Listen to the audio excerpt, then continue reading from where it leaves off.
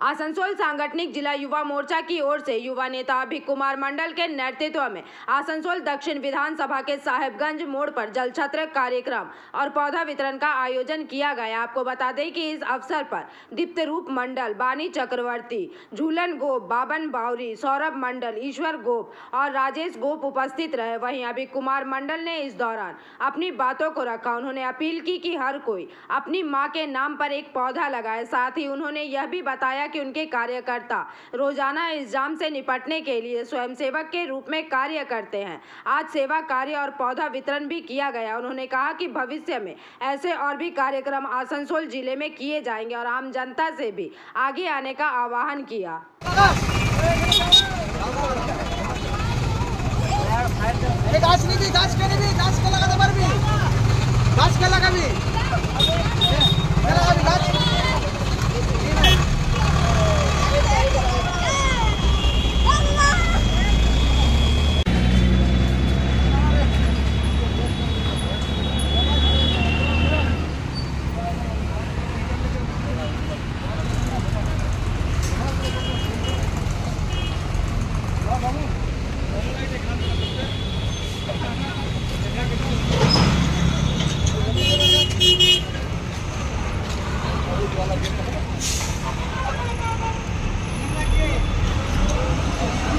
গ্রীষ্মের যে তীব্র দাবদাহ আমাদের এটা বাঁকুড়া আপনার আসানসোল রোড চলছে রানীগঞ্জ। আমরা এখানে সাহেবগঞ্জ মোড়ের কাছে জলছত্রের অনুষ্ঠান করছি। ভারতীয় জনতা যুব মোর্চার পক্ষ থেকে আজকে জলছত্রের অনুষ্ঠান রেখেছি।